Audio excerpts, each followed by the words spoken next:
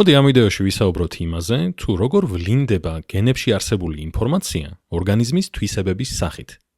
ეს ხდება ისეთი მოლეკულების მოქმედებით, როგორებიცაა ცილები.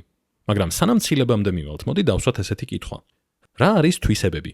თვისებები არის ორგანიზმის ხილული მახასიათებლები და ბუნებაში გვხვდება ძალიან უცნაური და საოცარი თვისებები. მაგალითად, ობობებს შეუძლიათ 7 სხვადასხვა ტიპის აბრეშუმის ქსოვა. სპილოებს აქვთ სიმსივნის წარმოქმნის წარმოუდგენლად დაბალი რისკი. და ზოგიერთი მედუზა, მაგალითად კრისტალური მედუზა, სიბნელეში ანათებს. ახლა გადავიდეთ დეტალებზე, როგორ ხდება ამ თვისებების გამოვლენა. კონკრეტულად ვნახოთ კრისტალური მედუზას თვისება, რომელსაც ქვია ბიოლუმინესცენცია. ბიო გულისხმობს ბიოლოგიას და ლუმინესცენცია არის ნათება. კარგი, ვიცით რომ ორგანიზმის თვისებებს განაპირობებს მისი გენები. მოდი ვიმოგზაუროთ კრისტალური მედუზას ბირთვში, სადაც მისი გენები არის ქრომოსომებში. და ქრომოსომა, როგორც აქ ნაჩვენებია, არის უჯრედის სტრუქტურა, რომელიც შეიცავს დნმ-ის დახვეულ მოლეკულას. ანუ ძალიან უხეშად შეგვიძლია შევხედოთ ქრომოსომებს როგორც შეფუთულ ორგანიზებულ დნმ-ებს. დნმ-ის მოლეკულა შედგება ქვე ერთეულებისგან, რომლებსაც ეწოდებათ ნუკლეოტიდები. ნუკლეოტიდებს ხშირად მოიხსენიებენ სიმბოლოებით A, T, C და G, რაც ნიშნავს ადენინს, თიმინს, ციტოზინს და გუანინს. და გენი არის დნმ-ის მოლეკულის კონკრეტული მონაკვეთი, გარკვეული თანმიმდევრობით განლაგებული ნუკლეოტიდების ჯაჭვი. ასე რომ ქრომოსომა და დნმ შეგვიძლია წარმოვიდგინოთ, რომ არის რეცეპტების წიგნი, ხოლო გენები არის მასში არსებული კონკრეტული რეცეპტები. გენში ინფორმაცია არის ნუკლეოტიდების რიგით მოცემული. ზუსტად ისე როგორც ასოების თანმიმდევრობა ქმნის სიტყვებს, ნუკლეოტიდების თანმიმდევრობა ქმნის გენს. ანუ გენში ინფორმაცია არის ნუკლეოტიდების რიგით მოცემული. ახლა ვნახოთ, რას ამზადებს უჯრედი ამ გენეტიკური რეცეპტებით. გენებში ჩაწერილ ინფორმაციას უჯრედი იყენებს ცილების, სპეციალური მოლეკულების შესაქმნელად. კრისტალური მედუზას შემთხვევაში მის ქრომოსომებში არის გენები, რომლებიც ბიოლუმინესცენციის თვისებაზეა პასუხისმგებელი. მეცნიერების მიერ ჩატარებული კვლევების წყალობით დღეს ვიცით, რომ ერთი კონკრეტული გენია, რომელიც თამაშობს განსაკუთრებულ როლს. ის კოდირებული არის დაახლოებით 700 ნუკლეოტიდით და ეს გენი წარმოადგენს მწვანე ფლურესცენტული ცილის GFP-ს რეცეპტს.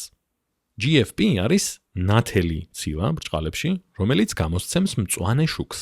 მაგრამ ცილები მხოლოდ ნათებით არ შემოიფარგლებიან.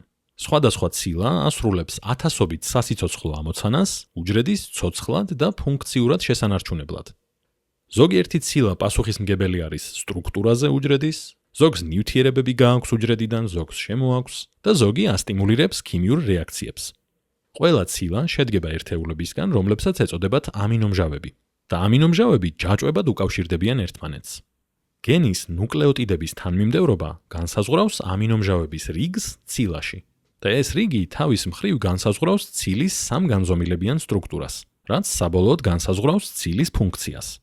GFP ცილის შემთხვევაში განსაკუთრებული სამამინომჟავიანი თანმიმდევრობა გვაქვს, რომელიც ცილის სამგანზომილებიან სტრუქტურაში ქმნის მარყუჟისებრ ცენტრს. ეს ამინომჟავები საშუალებას აძლევს ცილას, რომ შთანთქას ენერგია და შემდეგ გამოათავისუფლოს ის მწვანე სინათლის სახით. მოკლედ რომ ვთქვათ, გენები განაპირობებენ თვისებებს იმ ცილების მეშვეობით, რომლებსაც ისინი აკოდირებენ, ანუ რომლების რეცეპტებიც არიან.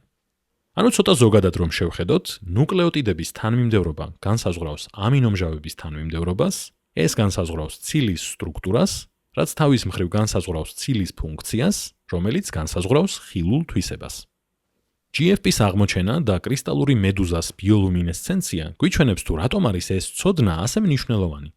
მეცნიერებმა GFP გამოიყენეს მრავალი აღმოჩენისთვის. მათ შეძლეს რომ GFP ცილა მიეერთებინათ სხვა ცილებზე, ან უჯრედებზე, ან ვირუსებზე, რაც იწვევდა მათ ნათებას და ასე მათი დაკვირვება არის უფრო მარტივი. მაგალითად, GFP-ს წყალობით მეცნიერებმა შეძლეს რომ დაკვირვებოდნენ ნეირონების განვითარებას და სიმსივნის უჯრედების გავრცელებას. და ეს ყველაფერი დაიწყო ერთი მედუზას ერთი თვისების მიმართ გაჩენილი ცნობის მოყარეობით. დღესაც კი მეცნიერები სწავლობენ ობობას აბრეშუმს, რათა შექმნან ახალი ბიოშეთავსებადი მასალები. ასევე იკვლევენ იმას, თუ როგორ არიან სპილოები ასეთი მედეგი სიმსივნის მიმართ. ასე რომ შეიძლება ერთი შეხედვით უცნაურ, ნიშურ, ძალიან ცნობის მოყარეობაზე აგებულ რაღაცას იკვლევდე, მაგრამ კარგად რომ გამოიკვლევ, შეიძლება აღმოაჩინო, რომ ამით ძალიან ბევრი სარგებელის მოტანა შეიძლება ადამიანისთვის.